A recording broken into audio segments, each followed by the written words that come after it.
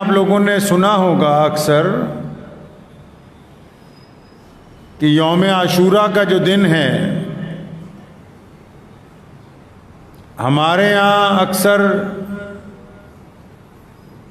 لوگ تیاری کرتے ہیں کہ آج محرم منانے کے لیے جا رہے ہیں۔ محرم کا دن ہے کیا؟ محرم کے دن ہوا کیا؟ محرم کا دن منایا کیسے جاتا ہے؟ محرم کے دن جو لوگ کربلا تک جاتے ہیں ان کا مقصد کیا ہے؟ کیا روایتیں ہیں؟ اگر پوچھیں جانے والوں کو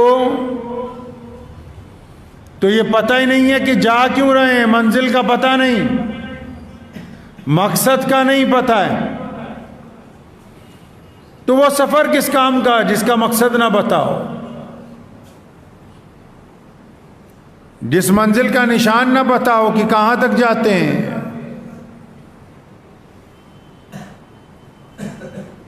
بہت سارے لوگ یہ سمجھتے ہیں کہ محرم والے دن بس جلوس نکال لیا تو کامیاب ہو گئے ہم۔ یوم عاشوراء کا دن جس کو 10 محرم الحرام کا دن کہتے ہیں، جس دن امام الانبیاء حضرت محمد مصطفیٰ صلی اللہ علیہ وسلم کے محبوب ترین نواسے سیدنا امام حسین رضی اللہ تعالیٰ عنہ نے میدان کربلا میں شہادت دی ہے، یہ اس شہادت کے دن سے پہلے رسول اللہ نے بتایا کہ یہ دن بڑی عظمت والا ہے۔ عاشوراء کا دن بڑی عظمت والا، بڑی عزتوں والا، اور پھر اسی دن حضور اکرم صلی اللہ علیہ وسلم کے بعد اسی دن عاشوراء کے دن حضرت امام الانبیاء محمد مصطفیٰ صلی اللہ علیہ وسلم کے نواسے امام حسین کی شہادت نے اس دن کی عظمت کو اور بڑھا دیا۔ شہادت کیوں ہوئی؟ کیا مسئلہ تھا؟ پتہ ہے کسی کو؟ آج کل کچھ لوگ رو رو کے قصہ بیان کرتے ہیں کربلا کا۔ کربلا کوئی عبرت کی جگہ نہیں ہے، کربلا کوئی مظلومیت کی جگہ نہیں ہے، کربلا مسلمانوں کی یونیورسٹی ہے، کربلا مسلمانوں کی جرت اور استقامت کا میدان ہے، کربلا مسلمانوں کی فتح کی علم بردار ہے، کربلا سے مسلمانوں کو عزت اور عظمت کا پیغام ملا ہے، کربلا سے یہ کہا گیا کہ قیامت آ سکتی ہے، محمد الرسول اللہ کے دین کا پرچم نہیں چک سکتا۔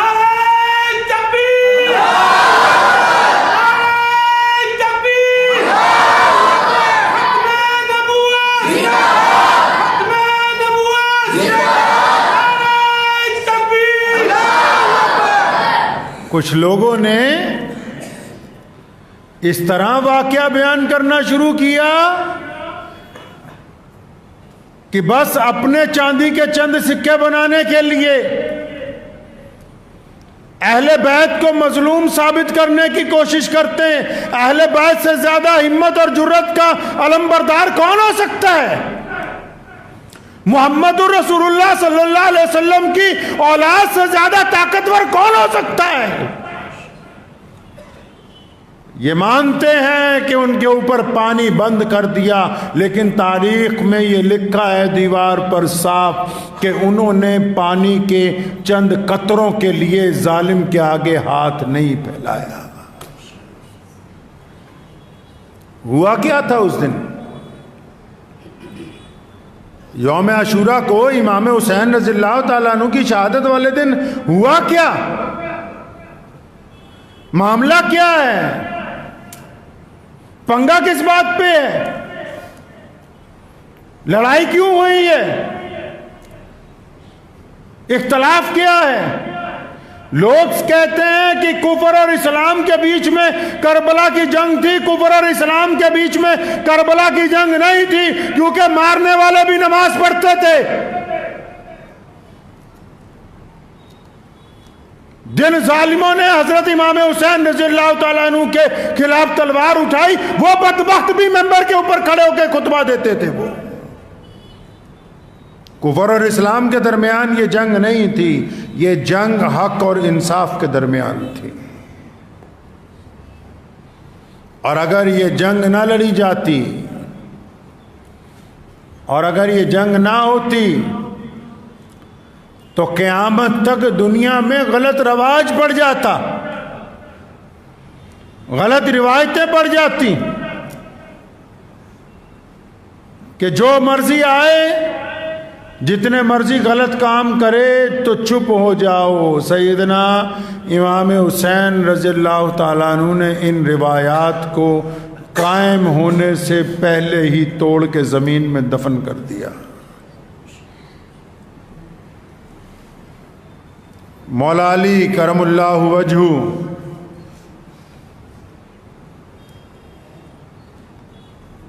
ان کی خلافت جب ختم ہوئی تو مسلمانوں نے حضرت امام حسن رضی اللہ تعالیٰ عنہ کو اپنا خلیفہ بنایا۔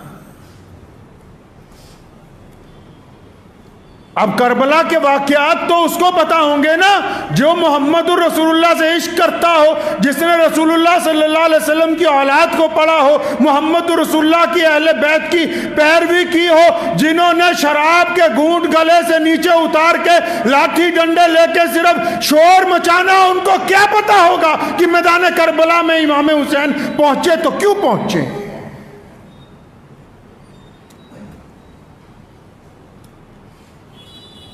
امام حسن رضی اللہ تعالیٰ عنہ کون؟ حضرت امام حسین کے بڑے بھائی، وہ مسلمانوں کے خلیفہ بنے۔ پتہ ہے آپ کو نبی علیہ الصلوۃ والسلام نے فرمایا تھا میرا بیٹا جو ہے حسن رضی اللہ تعالیٰ عنہ یہ مسلمانوں کی دو جماعتوں میں صلح کروا دے گا۔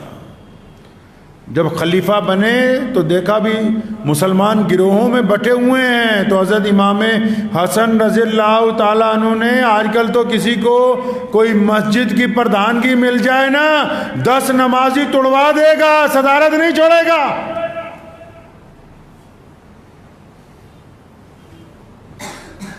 محلے میں 4 ٹکڑے کروا دے گا، پردھانگی نہیں جائے گی۔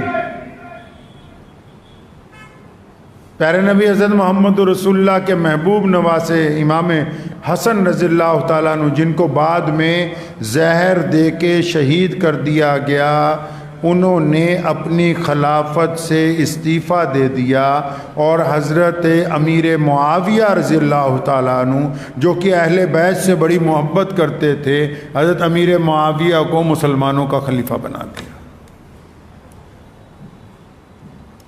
اختلاف ختم ہو گیا مسلمانوں میں۔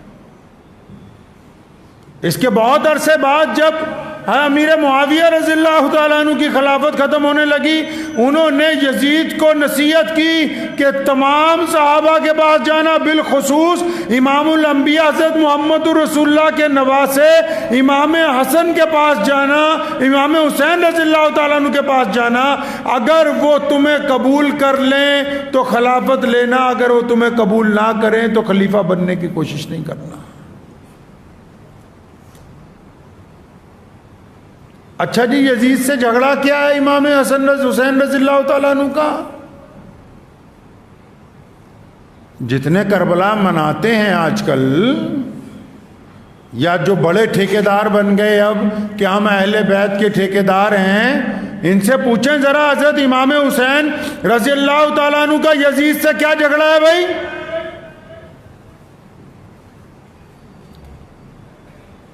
امام حسین رضی اللہ تعالیٰ عنہ کیا خود تو خلیفہ نہیں بننا چاہ رہے؟ کس بات کی لڑائی ہے؟ جب امیر معاویہ رضی اللہ تعالیٰ عنہ کا وصال ہوا تو یزید نے تخت پر قبضہ کر لیا، چپ چاپ حلف لینا چاہا کہ اہل بیت اگر مجھ پہ حلف لے لیں گے تو پھر سارے مسلمان مجھ سے راضی ہو جائیں گے۔ تو کس بات کی ناراضگی؟ اس ناراضگی کا تو کسی نے ذکر نہیں کیا۔ کہ نہیں محرم والے دن بڑھیا دیگ بناؤ، قورمہ بناؤ، بریانی بناؤ، زردہ بنا کے بانٹو، لنگر لگاؤ، جلوس نکالو. اور اب تو اللہ معاف فرمائے ٹھیکوں کے اوپر بھیڑ لگی ہوئی ہے کئی جگہ، اور جس کے نام پر نکلے جھگڑا کیا ہے، ناراضگی کیا ہے. یزید کیونکہ غلط طریقے کے ساتھ خلافت کی کرسی پر بیٹھنا چاہتا ہے، یزید کے اعمال کیونکہ محمد رسول اللہ کی شریعت کے مطابق نہیں ہے.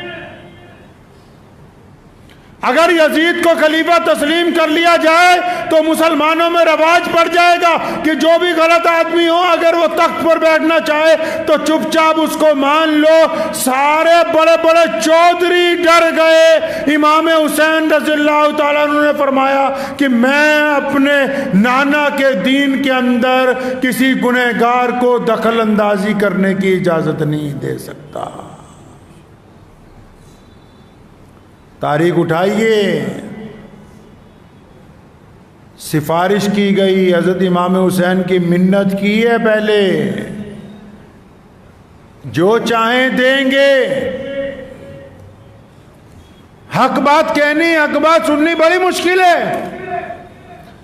کہا گیا کہ آپ کو جو چاہیے ہم دینے کے لیے تیار ہیں.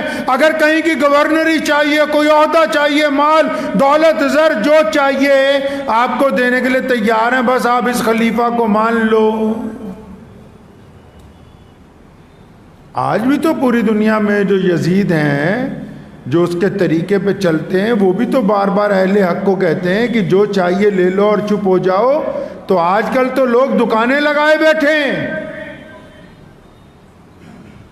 آج کل تو قوم کو بیچنے کے لیے منڈی تیار ہے کہ جس کی دکان بڑھیا ہوگی، جس کے ساتھ زیادہ مولوی ہوں گے، زیادہ لوگ ہوں گے، اس کا بھاؤ اچھا ملے گا. بھائی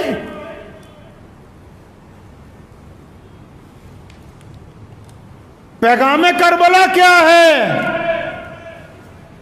کہ پوری طاقت دشمن نے جھونکی ہے اس بات کے لیے کہ امام حسین رضی اللہ تعالیٰ عنہ کو قائل کر لیا جائے کہ اس غلط حکمران کو مان لو.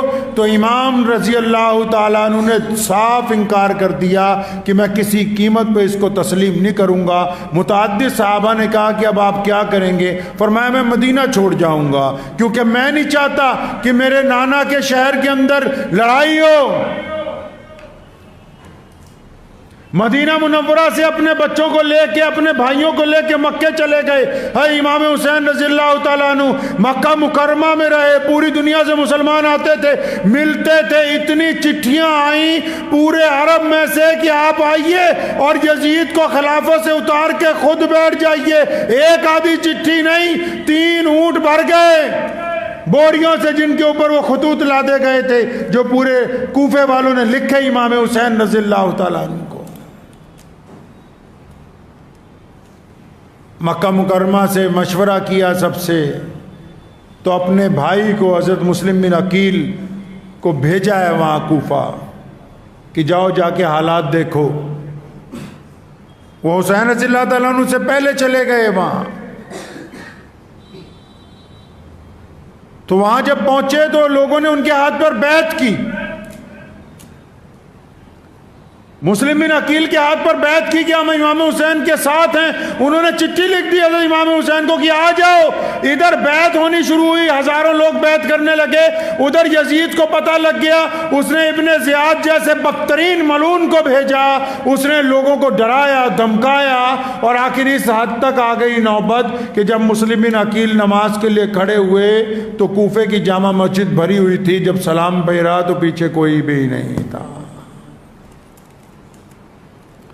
ان کو گرفتار کیا گیا، کوفے کے ایک مینار پہ لے جا کے اوپر سے نیچے پھینکا، شہید کر دیا. تو پھر ان کو کوفے میں ٹانگ دیا ان کی جسم کو، تاکہ لوگ جو ہیں خوفزدہ ہو جائیں. امام حسین رضی اللہ تعالیٰ عنہ راستے میں تھے، خبر ملی کہ آپ کے بھائی کو شہید کر دیا ہے؟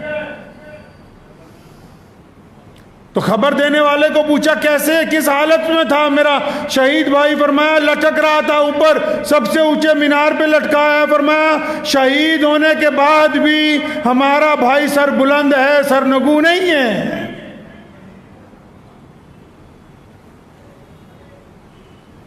چل پڑے ہیں اسی طرف۔ کتنے لوگ ہیں بھائی؟ صرف 72 افراد کا قافلہ ہے۔ کس بات کے لیے چلے؟ تاکہ قیامت تک آنے والے لوگوں کو یہ بتانا ہے، قیامت تک پیدا ہونے والے انسانوں کو بتانا ہے کہ اگر کبھی حکمران ظلم اور زیادتی کرنے لگے اور ساری مخلوق ان کے آگے سجدہ کر دے، پھر بھی جو اہل حق ہوں گے وہ اپنا سر کٹائیں گے، اپنا سر جھکائیں گے نہیں۔ وہ کربلا کے میدان میں پہنچے۔ کچھ بدبخت آج کل یہ کہتے ہیں کہ صحابہ کرام رضی اللہ تعالیٰ اجمعین کہاں تھے؟ اہل بیت کے تو صرف 22 لوگ تھے، 22 افراد رسول اللہ صلی اللہ علیہ وسلم کے گھرانے کے تھے۔ تو یہ 72 میں 22 کے علاوہ جتنے ہیں سب کے سب صحابہ کرام رضی اللہ تعالیٰ اجمعین کی اولادیں ہیں۔ حضرت عباس بن علی رضی اللہ تعالیٰ عنہ جن کی شہادت کو بیان کیا جاتا ہے تو عباس کے بھائی ابو بکر بن علی ان کا ذکر نہیں، کیونکہ مولا علی نے اپنے یار ابو بکر کے نام پر ان کا نام رکھا ہے۔ سیدنا عباس کی شہادت کے ساتھ حضرت عمر بن مولا علی ان کا ذکر نہیں ہوتا، کیونکہ مولا علی نے اپنے دوسرے بیٹے کا نام اپنے یار عمر بن خطاب کے نام کے اوپر رکھا ہے۔ امام حسین رضی اللہ تعالیٰ عنہ کے چوتھے بھائی حضرت عثمان بن علی، 4 بھائی ساتھ میں گئے میدان بدر میں۔ عباس بن علی رضی اللہ تعالیٰ عنہ، ابو بکر بن علی رضی اللہ تعالیٰ عنہ، عمر بن علی رضی اللہ تعالیٰ عنہ، عثمان بن علی رضی اللہ تعالیٰ عنہ۔ لیکن کیونکہ باقی 3 کا نام رسول اللہ کے ان یاروں سے ہے جن کا نام لیتے کئیوں کو تکلیف ہوتی ہے، اس لیے مولا علی کے ان بچوں کا ذکر کرنا مناسب نہیں سمجھا منافق نے، جبکہ امام حسین کے ساتھ ان کے 4 بھائی کندھے سے کندھا ملا کے کھڑے رہے اور اپنے بھائی سے پہلے انہوں نے شہادت کا جام جو ہے انوش کیا ہے۔ حر بن یزید ایک شخص تھا، اس نے امام حسین رضی اللہ تعالیٰ عنہ سے کہا کہ حضرت آپ نہ ادھر جائیے، آپ مت اس لڑائی کو لڑیے، آپ واپس لوٹ جائیے۔ بڑی منت کی، دشمن کی فوج کا جرنیل تھا، نماز بھی ان کے پیچھے پڑھی 3 نمازیں۔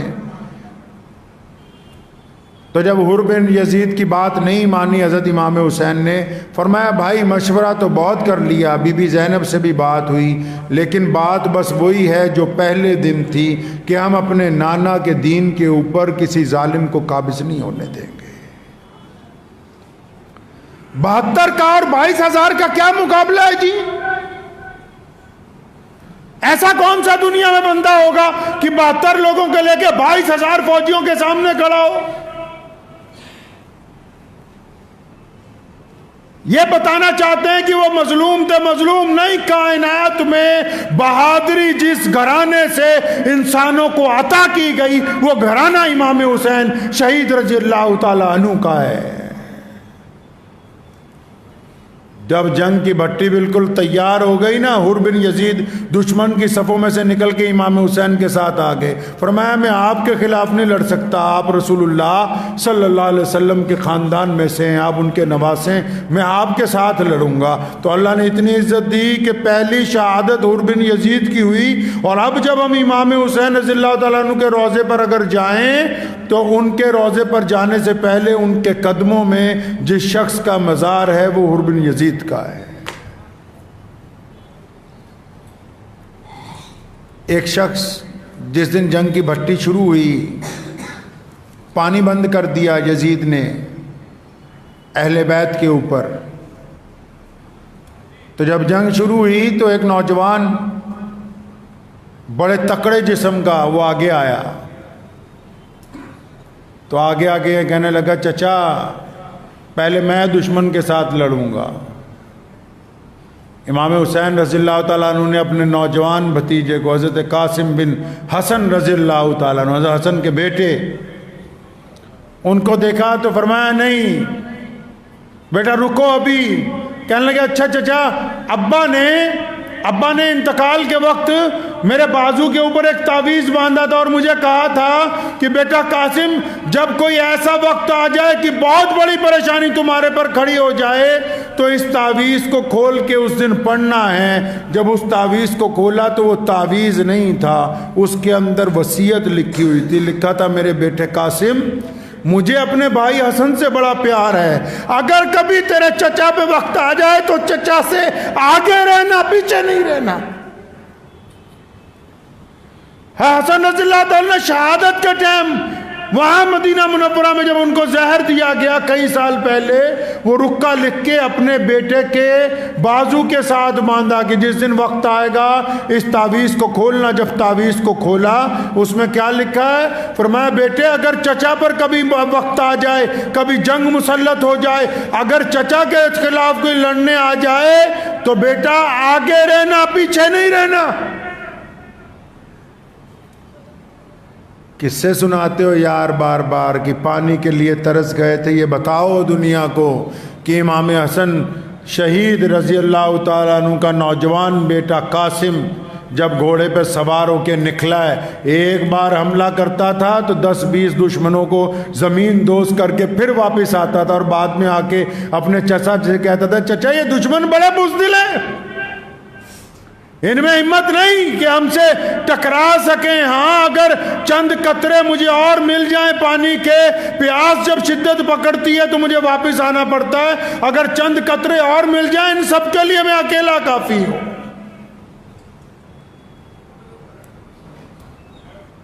حضرت قاسم بن حسن رضی اللہ تعالیٰ عنہ نے جب بار بار حملہ کیا، شمر نے اور ابن زیاد جیسے ظالموں نے دیکھا کہ اگر اسی طرح حملہ جاری رہا تو ہمارا بڑا نقصان ہوگا، تو ایک ساتھ کئی 100 لوگوں کو بولا کہ اس کے اوپر حملہ کرو۔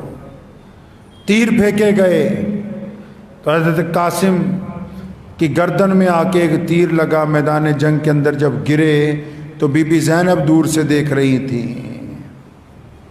حضرت امام حسین رضی اللہ تعالیٰ عنہ کو فرمایا جاؤ جا کے اپنے بھتیجے کو اٹھا لاؤ۔ ایسا طاقتور بندہ، ایسی ہمت اور جرت کا علم بردار کائنات میں کوئی ہے تو بتاؤ۔ اپنے بھائیوں کے ایک ایک جنازے کو اٹھا کے خیمے کے باہر لائے ہیں، اپنے بھتیجے کو اٹھایا، قد میں حضرت امام حسین سے بھی تھوڑے بڑے تھے، پاؤں گھسٹ رہے تھے زمین پہ، اپنی چھاتی کے ساتھ لگا کے وہاں لائے، اور جب ان کے بڑے بیٹے حضرت علی اکبر کی شہادت ہوئی ہے، ان کی گردن سے جب تیر نکالا آسمان کی طرف دیکھا، فرمایا یا اللہ اگر آج حضرت ابراہیم علیہ السلام زندہ ہوتے، میرے پاس ہوتے، تو میں ان کو کہتا کہ ابراہیم آپ نے تو آنکھوں پہ پٹی باندھ کے اپنے بیٹے کی گردن پر چھری چلائی تھی، میں نے اپنی کھلی آنکھوں کے ساتھ اپنے ایک ایک لختے جگر کو اللہ کے راستے کے اندر قربان کیا ہے، کھلی آنکھوں کے ساتھ۔ میدان کربلا میں نماز کا وقت ہوتا ہے، تپتی دھوپ ہے، ایئر کنڈیشن کمروں میں بیٹھ کے امام حسین کی منقبت بیان کرنے والوں، میدان کربلا میں تپتی ریت کے اوپر نماز کا وقت ہوتا ہے تو حضرت امام حسین اپنی جماعت کے ساتھ نماز ادا کرتے ہیں تپتی ہوئی ریت کے اوپر، کیونکہ نماز ان کے نانا صلی اللہ علیہ وسلم کی آنکھوں کی ٹھنڈک ہے، نماز قضا نہیں ہونے دی۔ یہ تو محرم کا جلوس نکالنے نکلیں تو فجر تو پڑھی نہیں، زور تو پڑھی نہیں۔ انہوں نے متعدد مورخین نے لکھا ہے کہ یزید جو تھا شرابی تھا، امام حسین نے کہا کہ میں اس کو تخت پر برداشت نہیں کر سکتا، تو یہاں تو کئیوں کے گلے میں کئی لیٹر جب اتر جاتی ہے اس کے بعد یہ نعوذ باللہ نعرہ لگاتے ہیں۔ امام حسین کی شہادت حق اور انصاف کے لیے ہے. جنہوں نے دوسروں کا حق مار لیا وہ کہتے ہیں کہ ہم حسین کے علم بردار بنیں گے. اپنے ایک چھوٹے سے بچے کو گود میں اٹھایا حضرت امام حسین رضی اللہ تعالیٰ عنہ نے، پیار کرنے کے لیے. جنگ کا آخری لمحہ چل رہا ہے تو شمر کے بدذات کے حکم پر ایک تیر مارا گیا. وہ چھوٹا سا 6 ماہ کا بچہ بھی جب گود میں شہید ہو گیا تو اس کا خون جو بہا تو امام حسین رضی اللہ تعالیٰ عنہ نے دونوں اپنے ہاتھوں میں اس کے خون کو رکھا، آسمان کی طرف اٹھا کے اللہ تبارک و تعالیٰ کی آسمان کی طرف دیکھا، عرش کی طرف، اور فرمایا مالک یہ بتا تو اب ہم سے راضی ہے کہ نہیں ہے؟ باپ شہید، باپ شہید، بڑا بھائی شہید، سارے دوسرے بھائی شہید، بیٹے شہید، بھتیجے شہید، اتنی بڑی قربانیاں دینے کے بعد، اور جن کے نانا نے ساری زندگی تکالیف کے اندر گزاری ہوں اور امت کو اتنا بڑا طاقتور دین دے کے گئے ہوں، ان کے نواسے امام حسین رضی اللہ تعالیٰ عنہ اتنی بڑی قربانی دینے کے بعد یہ کہتے ہیں، اپنے رب کے آگے سوال کرتے ہیں کہ اللہ آپ ہم سے راضی ہیں؟ اب یہاں تو کسی کو چھوٹی سی تکلیف ہو جائے نا، اتنی سی، تو ساتھ ہی کہتا ہے اسی پتہ نہیں کی غلط کر دیتا، اللہ تعالیٰ نے ساڑھے نال یہ کر دیتا، نعوذ باللہ. جبکہ یہ نہیں پتا بھی صبح سے شام تک تو کر ہی غلط رہا ہے. بھائیوں کا حق مارنا، غریبوں کا حق مارنا، پڑوسیوں کا حق مارنا، ماں باپ کا حق مارنا، زیادتی کرنا، ظلم کرنا، نشے میں مبتلا رہنا، اس کے بعد کہنا کہ ہم تو امام حسین رضی اللہ تعالیٰ عنہ کا محرم منانے کے لیے جا رہے ہیں.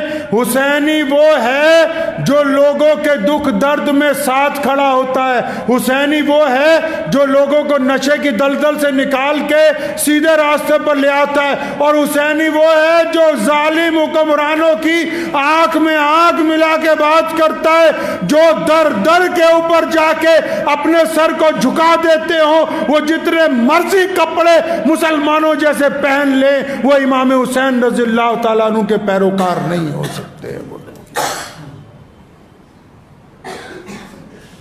حضرت امام حسین رضی اللہ تعالیٰ عنہ کی جو قربانی ہے، کیوں دی ہے قربانی پتہ ہے؟ بی بی زینب نے کہا اپنے بھائی سے کہ بھائی سارے مدینے میں لوگوں نے روکا، آپ مت جائیے، آپ نہیں رکے. بھائی مکے میں ہم لوگ رہے، لوگوں نے روکا، آپ مت جائیے، آپ نہیں رکے. اب کربلا کے میدان میں پہنچ گئے، سامنے دشمن کھڑا ہے، آپ نے کیوں سب کا مشورہ نہیں مانا؟ فرمایا بہنا مجھے ایک رات کو اپنے نانا پیارے نبی حضرت محمد رسول اللہ صلی اللہ علیہ وسلم کی زیارت ہوئی، اور انہوں نے کہا بیٹا آجا، میں تیرا انتظار کر رہا ہوں، اور یاد رکھ سارے اس کے آگے جھک جائیں، یزید کے آگے. اگر سارے اس ظالم کی ظلم کو قبول کر لیں تو تو کبھی قبول نہ کرنا. بیٹا تیری قربانی قیامت تک مثال بنے گی کہ تعداد کے ساتھ انصاف نہیں ناپا جاتا. ظالموں کی گنتی اگر زیادہ ہو اس کا مطلب یہ نہیں ہے کہ انصاف کے تقاضے بدل دیے جائیں گے. تبھی تو تاریخ کہتی ہے کہ یزید تھا، امام حسین ہیں، حسین کل بھی زندہ تھے، حسین آج بھی زندہ ہیں، حسین قیامت تک زندہ رہیں گے. اللہ نے خود فرمایا وَلَا تَقُولُوا لِمَنْ يُقْتَلُ فِي سَبِيلِ اللَّهِ أَمْوَاتٌ. فرمایا جنہوں نے اللہ کے راستے میں شہادت دے دی وہ تو زندہ ہیں، قیامت تک انہوں نے زندہ رہنا ہے. تو یہ محرم کا جو دن ہے آپ نے کیا سمجھا؟ حلوہ کھانے کا دن ہے، شور مچانے کا دن ہے، زیادتی کرنے کا کوئی دن ہے؟ یہ رونے پیٹنے کا دن ہے. یوم عاشورہ کا دن میں نے آپ کو پہلے کہا کہ پہلے ہی بڑی عزتوں والا تھا کہ اس دن دنیا بنائی گئی، اللہ تعالیٰ نے اس دن کے اوپر سب کچھ قائم فرمایا، لیکن عزت اس کی اور اس لیے بڑھ گئی کہ اسی دن سیدنا امام حسین رضی اللہ تعالیٰ عنہ کی شہادت ہوئی ہے۔ تو یہ دن کیوں بنا؟ یہ دن اس لیے بنا کہ بزدلوں کو یہ بتا دیں کہ دنیا میں تذکرہ صرف بہادروں کا ہوتا ہے۔ یہ دن اس لیے بنا کہ ظالموں کو بتا دے کہ ظلم کی طاقت کے آگے حق ماننے والے لوگ قیامت تک کھڑے رہیں گے، ظلم کو تسلیم نہیں کریں گے۔ یہ دن اس لیے بنا ہے کہ جھوٹ کی جتنی مرضی طاقت بن جائے لیکن آواز صرف کائنات میں سچائی کی سنائی دے گی۔ یہ دن اس لیے بنا ہے کہ تخت پر بیٹھنے کے بعد حکومت خواہ کچھ کہتی رہے لیکن انصاف کے لیے بولنے والے لوگوں کی صدا قیامت تک سنائی دیتی رہے گی۔ یہ دن اس لیے بنا تاکہ لوگوں کو یہ بتایا جا سکے کہ جب بھائی کھڑے ہو کے قربانی دیتے ہیں تو کندھے سے کندھا ملا کے اپنی جان نچھاور کرتے ہیں۔ یہ دن اس لیے بنا کہ رزق کی تنگی، پانی کی بندش، دھوپ کی تپش، فوجوں کا اجتماع اہل حق کے حوصلوں کو نہیں توڑ سکتا۔ یہ دن اس لیے قیامت تک کے لوگوں کے لیے مثال بنا۔ گاندھی جی نے بھی لکھا اپنی کتاب میں کہ میں بہت دیر سوچتا رہا کہ انگریز کی طاقت تو بہت بڑی ہے، اس طاقت کے خلاف لڑا جائے یا نہ لڑا جائے۔ کہتا پھر جب امام حسین کے واقعات پڑھے، جب یہ دیکھا کہ ایک طرف 72 ہیں، ایک طرف 22,000 ہیں، جب دیکھا کہ ایک طرف پورا خلافت ہے، دوسری طرف صرف 72 افراد کھڑے ہوئے ہیں، تو پتہ یہ لگا کہ امام حسین نے تو درس دیا ہے قیامت تک لوگوں کو کہ اگر کوئی پاور سب سے زیادہ بھی ہو، تم اپنی سچائی کے اوپر قائم رہو گے، اللہ تعالیٰ تمہیں فتح عطا فرمائیں گے۔ تو اس لیے یاد رکھیں، جن لوگوں کو محرم منانا ہے نا بھائی، جن لوگوں کو شوق ہے محرم منانے کا، تو پہلے تو جدید ٹیکنالوجی کے تحت اگر ان کے موبائل میں نچنیاں ناچ رہی ہے، ان کے موبائل کی بروسر ہسٹری یہ کہتی ہے کہ وہ ناپاک ہے، تو ان کو ابھی یہ حق حاصل نہیں ہوا کہ وہ مولا علی رضی اللہ تعالیٰ عنہ کی اولاد کا نام لے کے سڑکوں کے اوپر ادھم مچاتے پھرے۔ نہیں، پہلے ان کو توبہ کرنی ہوگی۔ میں ایک بات کہا کرتا ہوں اکثر، میں کہا اجمیر شریف جانا کوئی بری بات نہیں ہے، لوگ کی بڑے فتوے لاتے رہتے ایک دوسرے نو، ہم فتووں والے مولوی نہیں۔ میں نے کہا کہ جائیے شوق سے، لیکن وہاں سے لوٹ کے آنے کے بعد بھی ٹھگی مارتے ہو، جھوٹ بولتے ہو، تو پہلے اللہ اور اس کے رسول کے مجرم تھے، اب خواجہ معین الدین چشتی کے بھی مجرم ہو۔ لگاؤ نا نعرہ زور سے، کون کہتا ہے نہ لگاؤ؟ علی جس کے مولا نہیں ہے پھر اس کا کوئی مولا نہیں۔ محمد رسول اللہ نے خود فرمایا جس کا میں مولا ہوں علی بھی اس کے مولا ہے۔ کون کہتا ہے کہ نہ نعرہ لگاؤ امام حسین رضی اللہ تعالیٰ عنہ کی شہادت کا؟ لیکن نعرہ لگانے سے پہلے اپنے دل کو پاک کرو، کیونکہ یہ ذکر اہل بیت ہے، یہ شرابیوں کے منہ پر نہیں آ سکتا۔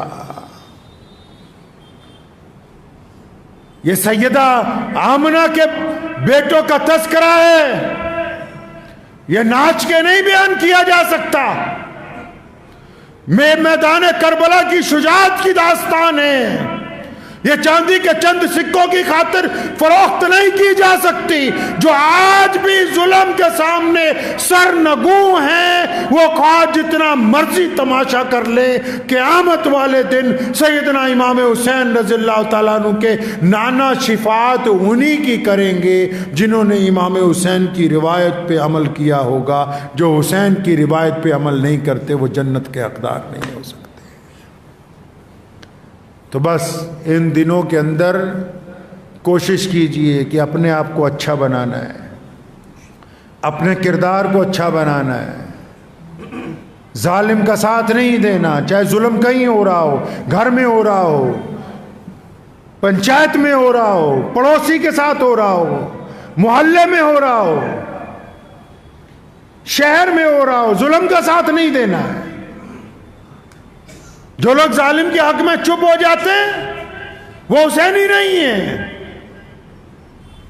ये जो दिन चल रहे हैं मुहर्रम के, 2 मुहर्रम से लेकर 10 मुहर्रम तक, आपको क्या पता, हमें क्या अंदाजा हो सकता है ये दिन मैदान करबला में अहले बैत ने गुजारे हैं। इन दिनों में उन्होंने भूखे प्यासे रह के रसूलुल्लाह के दीन की हिफाजत की है। ये वो दिन है जिनकी वजह से आज ये दीन हम तक पहुंचा है।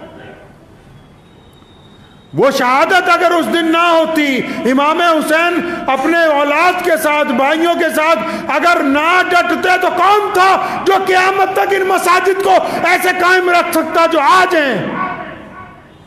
वरना जो बादशाह बैठता वो कहता कि दीन तो मेरे मुताबिक चलेगा। सैयदना इमाम हुसैन की शहादत ने बता दिया कि आज भी दीन मेरे नाना मोहम्मद रसूलुल्लाह के मुताबिक चलेगा और क़यामत तक ये दीन मोहम्मद रसूलुल्लाह के मुताबिक ही चलता रहेगा। तो मुहर्रम इस तरह मनाइए कि अपने दिल को बुराइयों से पाक कीजिए। मुहर्रम इस तरह मनाइए कि किसी गिरते हुए को उठा के अपने कंधे के साथ लगा लीजिए। मुहर्रम इस तरह मनाइए कि किसी रोते हुए को हंसा दीजिए। मुहर्रम ऐसे ना मनाइए कि आपके निकलने से दूसरों को डर लगने लगे। मुहर्रम ऐसे ना मनाइए कि जिसमें नमाजें कज़ा हो जाएं। ऐसे ना मनाइए जिसमें बर्बादी कर दी जाए। वो ऐसे मनाइए कि रोते हुए लोग हंस पड़ें, लोग कहें कि वाकई कोई तब्दीली आई। क्यों आई? कि आज तो इमाम हुसैन रज़ियल्लाहु ताला अन्हु का दिन है, हम वो काम कर रहे हैं जो इमाम हुसैन ने किए। तो ये दिन बड़े अल्लाह तबारक व तआला के हुजूर इस्तग़फ़ार के दिन हैं, दुरूद पाक पढ़ने के दिन हैं, अहले बैत के आगे अहले बैत के साथ वफ़ादारी का हलफ दोहराने के दिन हैं। और अब वफ़ादारी का अहद जो है ना वो दिल से दोहराया जाता है, वरना जिन बदबख्तों ने, जिन जहन्नमियों ने इमाम हुसैन रज़ियल्लाहु ताला अन्हु को शहीद किया और उनकी औलाद को शहीद किया, हज़रात सहाबा किराम की औलादों को शहीद किया, वो भी बदबख्त नमाज के अंदर दुरूद शरीफ पढ़ते थे। जब तक दिल मुसलमान ना हो जाए तब तक बात नहीं बनती। तो मुहर्रम मनाएं इसके पूरे जाहो जलाल के साथ। मुहर्रम मनाइए जो इसकी रिवायतें हैं उसके साथ। मुहर्रम मनाएं जुल्म के खिलाफ सच्चाई का परचम बुलंद करके। मुहर्रम मनाइए किसी मजलूम का साथ देके। मुहर्रम मनाइए किसी दुखी दिल को खुश करके। मुहर्रम मनाइए किसी नाराजगियों को दूर करके। मुहर्रम मनाइए वीरान मस्जिदों को आबाद करके। आप जब इस तरीके से मुहर्रम मनाएंगे तो अल्लाह तबारक व तआला की मदद जो है वो आपके साथ आ जाएगी। दुआ कीजिए अल्लाह ताला मुझे भी और आप सबको इन बातों पर अमल की तौफीक अता फरमाए। व आखिर दावाना अनिल हम्दुलिल्लाहि रब्बिल आलमीन।